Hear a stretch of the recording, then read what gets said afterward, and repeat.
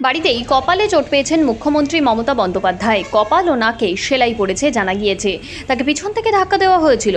মুখ্যমন্ত্রীর চিকিৎসার পর বৃহস্পতিবার রাতে সাংবাদিকদের মুখোমুখি হন ডাক্তার মণিময় বন্দ্যোপাধ্যায়। তিনি জানান, পিছন থেকে ধাক্কা লাগায় পড়ে গিয়েছেন মুখ্যমন্ত্রী। আর এই তথ্যের পরিপ্রেক্ষিতেই একাধিক প্রশ্ন উঠতে শুরু করেছে। বাড়িতে থাকাকালীন কিভাবে পিছন থেকে ধাক্কা লাগলো, সেটাই বড় প্রশ্ন। জানতে তদন্তে নেমেছে লালবাজার। এদিকে নিরাপত্তা বাড়ানো হয়েছে মুখ্যমন্ত্রীর বাড়ির সামনে। সূত্রের খবর, শুক্রবার মমতা বন্দ্যোপাধ্যায়ের কালীঘাটের বাড়িতে যাবে লালবাজারের সায়েন্টিফিক উইং গোয়েন্দা বিভাগের দল। তার কথা বলতে চান মুখ্যমন্ত্রীর সঙ্গে। মমতা বন্দ্যোপাধ্যায়ের থেকে পাওয়া তথ্যের ভিত্তিতে হবে তদন্ত।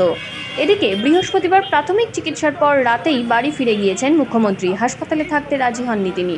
চিকিৎসকদের নির্দেশ মেনে বাড়িতেই রয়েছেন তিনি। সূত্রের খবর, রাতে ভালো ঘুম হয়েছে মুখ্যমন্ত্রী। শুক্রবার ফ্রেশ শারীরিক পরীক্ষা হবে তার। বৃহস্পতিবার সন্ধ্যাবেলা মমতা বন্দ্যোপাধ্যায় বাড়িতে পড়ে গিয়ে আহত মমতা বন্দ্যোপাধ্যায়। কপাল থেকে রক্ত বেরিয়ে গড়িয়ে নাক ও গলার দিকে চলে এসেছে। সঙ্গে সঙ্গে তাকে নিয়ে যাওয়া হয় SSKM হাসপাতালে। উডবান ব্লকের 12.5 নম্বর VVIP কেবিনে দ্রুত ভর্তি করে চিকিৎসা শুরু হয় তার। যদিও রাতেই বাড়ি ফিরেছেন তিনি।